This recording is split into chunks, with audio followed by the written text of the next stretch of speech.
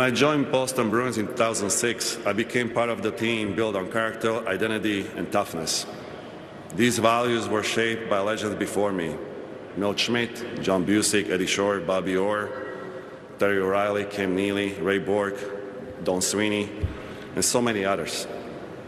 Being named captain was a tremendous honor, and I was incredibly proud to lead such an amazing group of teammates to 2011 Stanley Cup championship. We all wanted the same thing.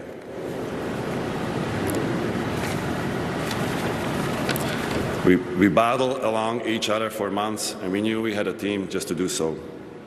We had a very tight group of players in that Bruins room. It was such a bunch of guys who didn't want to disappoint their teammates. We wanted to go hard each and every night. Well, I can tell you, everyone on that Bruins team knew their role. We had a very, very special team. We came ring every day.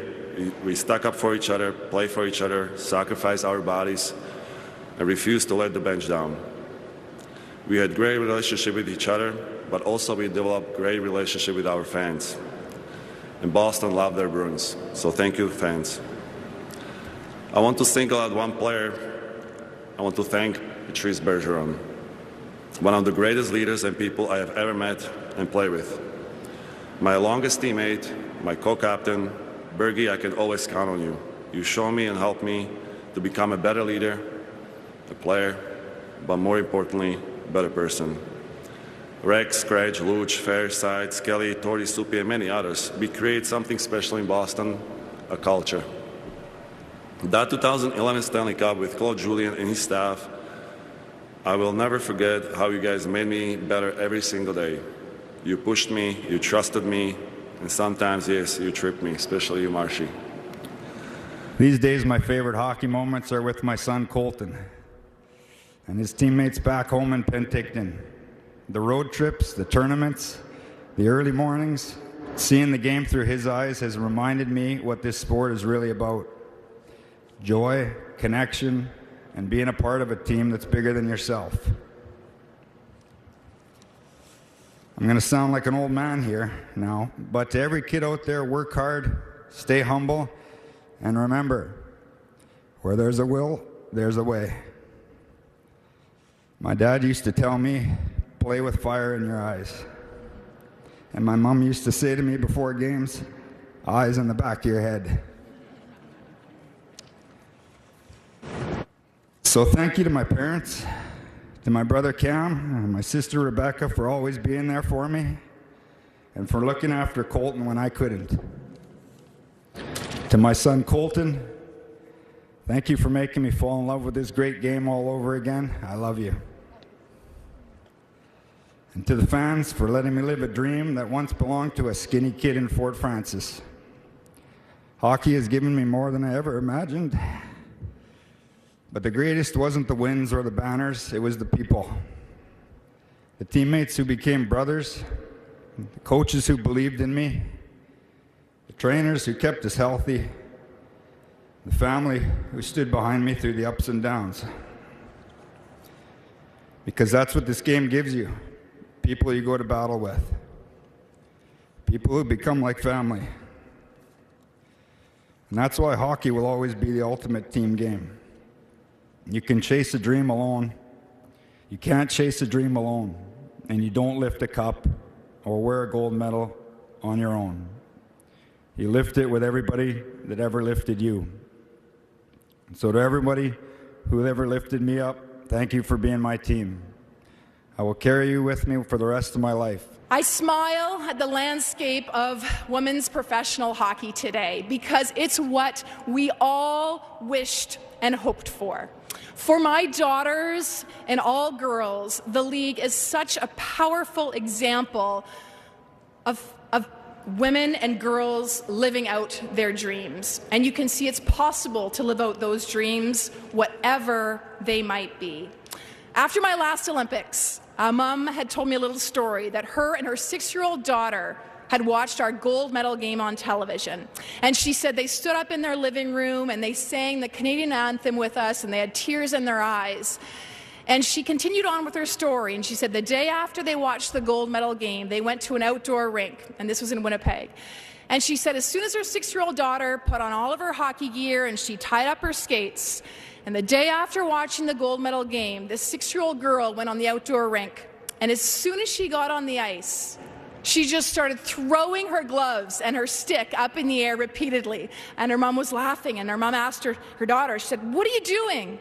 6-year-old girl turned, and she looked up at her mom, and she says, "Mom, I'm just practicing." She said, "I'm just practicing my celebration," is what she told her mom that day. This sport has the potential to inspire. Hockey has given me so much. It's given me lifelong friendships, unforgettable memories, and now this incredible honor. I never played for the accolades, but this moment means the world to me because it sure does represent all the people who poured into me along the way. So again, to the Hall of Fame Committee and Board of Directors, thank you. To every teammate, coach, and mentor and friend, especially those who are here tonight, you are part of this, and I share this moment with you. And to every young player out there dreaming of what is possible, no, it's not about how many goals you score or how many games you win. It's about the people you meet, the relationships you build, and the character you grow. That truly is the real reward. And finally, for every young girl out there, never let anyone tell you a woman can't be inducted into the Hockey Hall of Fame. Thank you, guys. The old man approached the pearly gates. His face was scarred and old. "What have you done," St. Peter said, "to get acceptance to the fold?" "On earth I was a hockey coach," the old man sheepishly replied. With that, the gates swung open wide, and the angels rang the bell. "Come on in," St. Peter said. "You've already had your share of hell." I stand here today surrounded by those who build the game globally and those who will carry it forward. I dream of a life that did not exist, and I have lived a life that I could not imagine. When I received the ring, it is just a little bit too big, and it shows me and comfort me that I need to keep going because there's so much more to keep doing in this beautiful game. Thank you very much. I'm overwhelmed with gratitude, not just for this honor, but for the incredible journey that brought me here.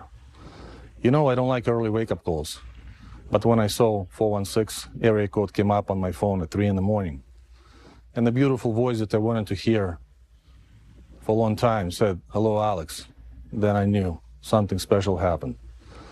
So I got so excited I couldn't go back to bed. I thought I'll go make myself a cup of coffee or pour myself a nice chilled shot of Russian vodka. Take a guess what I did. You're exactly right. That beautiful aroma of freshly brewed Arabica, it wasn't an option for me in that moment. When Gary Bettman came out to San Jose a few years ago, I told him that he cost me $7 million because he shut down the league that year. I also told him I'm not going to give him a left hook because going to Switzerland changed my life forever.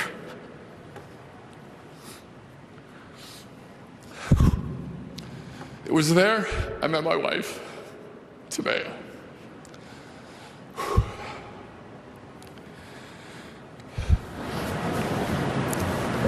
Thanks for rolling with me, T. I enjoy every day. I laugh, I smile, I think, I cry, all because of you. You're my best friend and a great mother to my two best buddies, Island River. I love you. River, I love you.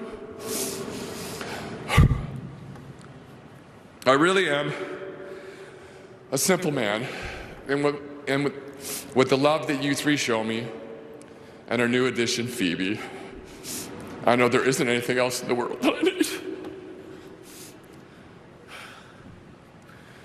Thank you for everyone. This is an honor of a lifetime. Now, James, bring on the bagpipes. It's time to party.